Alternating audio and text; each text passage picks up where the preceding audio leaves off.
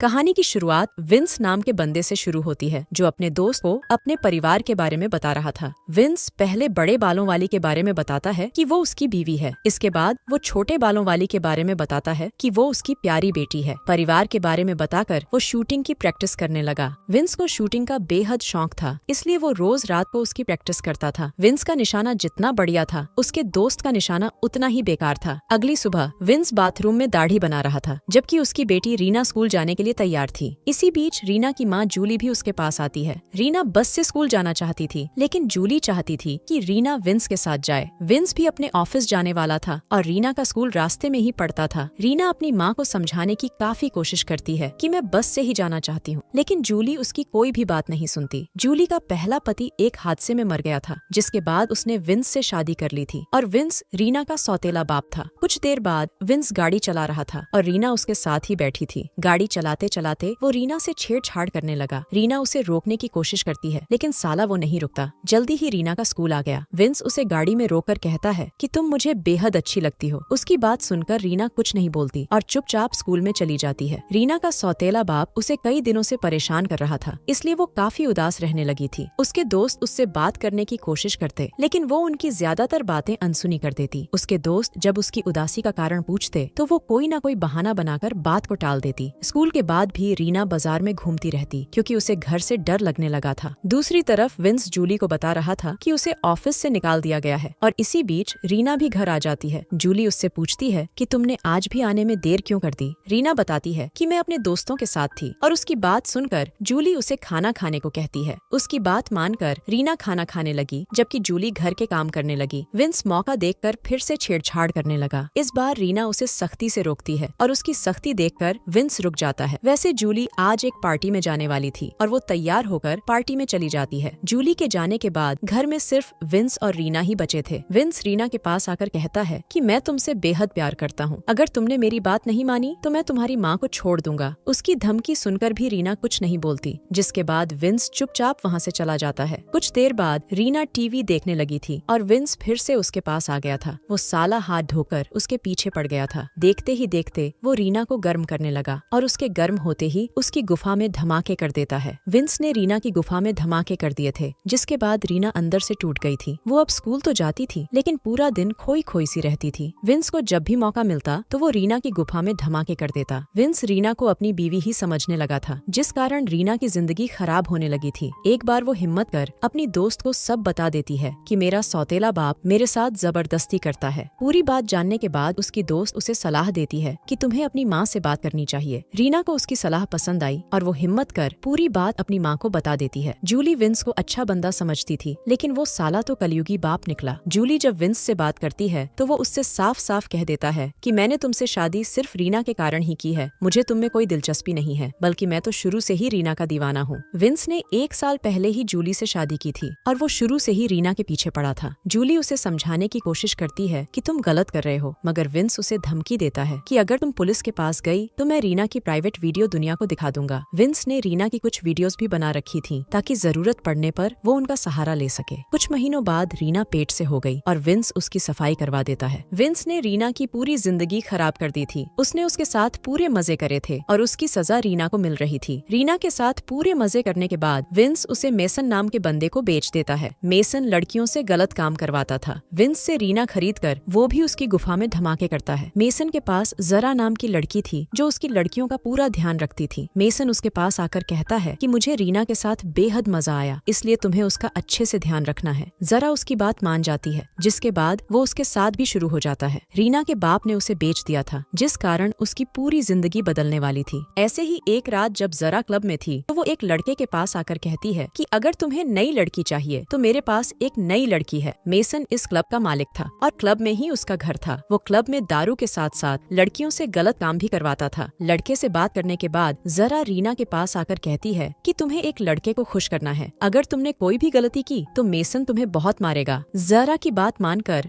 रीना लड़के को खुश कर देती है। कुछ दिनों बाद रीना ने मेसन के घर से भागने की कोशिश की। मेसन रीना को कम मारता है लेकिन जरा पर पूरा गुस्सा उतारता है। वो उसे मारते मारते कहता है कि तुम्हारी जिम्मेदारी है कि तुम लड़कियों का ख्याल रखो, लेकिन तुम अपनी जिम्मेदारी सही से नहीं निभा रही। ये तो भला हो कि मैंने रीना को भागते हुए देख लिया, नहीं तो ये यहाँ से भाग जाती। जरा पर अपना गुस्सा उतार कर वो वहाँ से चला जाता है। रीना समझ गई थी कि वो मेसन से भाग नहीं सकती। अगर वो भागने की कोशिश करेगी तो मेसन उसे बहुत मारेगा। जरा भी उसके पास आकर उसे समझाती है कि अगर तुमने दोबारा भागने की कोशिश की तो मेसन हम दोनों को मार देगा। कुछ दिनों बाद जब रीना क्लब में बैठी थी तो उसके पास मैक्स नाम का लड़का आता है। वो आते ही उससे कहता है कि मैं एक संस्था की तरफ से आया हूँ। हमारी संस्था तुम जैसी लड़कियों की मदद करती है। अगर तुम मेसन के खिलाफ गवाही देने को तैयार हो जाओ तो हम उसे गिरफ्तार करवा सकते हैं। इतना कहकर वो उसे अपनी गन दिखाता है और कहता है कि तुम्हें मेसन से डरने की जरूरत नहीं। मगर रीना को अब किसी पर भी यकीन नहीं था, इसलिए वो उससे कहती है कि मैं अपनी जिंदगी से खुश हूँ। इसी बीच मेसन भी उनके पास आ जाता है और वो मैक्स से उसका नाम पूछता है। मैक्स का नाम जानकर वो कहता है कि तुम्हें रीना के साथ बेहद मजा आएगा। मैक्स उसे अपनी सच्चाई नहीं बताता, बल्कि वो झूठ बोलता है कि मैं यहाँ पानी निकालने आया हूँ। मेसन भी उसे यकीन दिलाता है कि तुम्हें रीना के साथ बेहद मजा आएगा। इसके बाद वो उन दोनों को एक कमरे में जाने को कहता है और उसकी बात मानकर रीना उसे कमरे में ले आती है। कमरे में आते ही रीना उसे गर्म करने लगती है, लेकिन मैक्स उसे रोक कर कहता है कि तुम्हें यहाँ से निकलना चाहिए और मैं तुम्हारी मदद कर सकता हूँ। मगर रीना उसकी कोई बात नहीं सुनती और उसे गर्म कर उसका पानी निकालने लग जाती है। कुछ देर बाद ही मैक्स का पानी निकल गया। उसे अब रीना अच्छी लगने लगी थी। वो उसे समझाता है कि तुम्हें मेरे साथ चलना चाहिए और मेरे पास गन भी है, मगर रीना उसकी बात नहीं मानती। मैक्स जब ज्यादा ही जोर देने लगा तो रीना परेशान होकर बाहर आ जाती है। मैक्स भी उसके पीछे पीछे आता है, मगर मेसन के गार्ड उसे पीछे ही रोक लेते हैं। मेसन खुद मैक्स के पास आकर उसे चले जाने को कहता है। मैक्स उससे कहता है कि रीना मेरे साथ जाना चाहती है क्योंकि वो यहाँ खुश नहीं है। इसी बीच एक लड़की मैक्स की गन उठाकर रीना को दे देती है, जो पहले ही नीचे गिर गई थी। मैक्स की बात सुनकर मेसन सीधा रीना के पास आता है। वो उससे पूछता है कि क्या तुम मैक्स के साथ जाना चाहती हो। रीना मना कर देती है, जिसके बाद मेसन के कहने पर मैक्स को भगा दिया जाता है। कुछ देर बाद जरा रीना के पास थी। वो उससे कहती है कि तुम्हें इस दलदल से निकल जाना चाहिए। तुम्हें मैक्स की बात मान लेनी चाहिए थी, क्योंकि जब तुम मेसन के किसी काम की नहीं रहोगी तो वो भी तुम्हारे बाप की तरह तुम्हें किसी को बेच देगा। जरा की बात सुनकर रीना सोच में पड़ गई। उसे लगने लगा था कि शायद उससे बहुत बड़ी गलती हो गई। रीना को एक सुनहरी मौका मिल गया था, क्योंकि मैक्स की गन उसने अभी भी अपने पास छुपाकर रखी हुई थी। इसके बाद वो सीधा मेसन के पास जाकर उसे गन दिखाती है और कहती है कि मुझे मैक्स के साथ चले जाना चाहिए था। मैं जानती हूँ कि मेरा पूरा इस्तेमाल करने के बाद तुम भी मुझे बेच दोगे और मैं दोबारा बिकना नहीं चाहती। तुम बिल्कुल मेरे सौतेले बाप जैसे हो और मुझे उससे बेहद नफरत है। इतना कहकर वो मेसन को मार देती है, जिसके बाद सभी लड़कियां आजाद हो जाती हैं। इसके बाद रीना एक मनोचिकित्सक के पास जाती है और वो उसका कई हफ्ते इलाज करता है। कहानी के आखिर में रीना को ये पता नहीं चलता कि उसका सौतेला बाप उसकी माँ को लेकर कहाँ चला गया, जिस कारण वो अपनी बाकी की जिंदगी अकेली ही बिताती है। इसी के साथ इस कहानी का यही अंत हो जाता है। हमारी वीडियो देखने के लिए बहुत बहुत धन्यवाद। अगर आप ऐसी ही वीडियोस के दीवाने हैं तो प्लीज मेरे चैनल को जरूर सब्सक्राइब करें। मिलते हैं अगली वीडियो में, तब तक के लिए नमस्कार।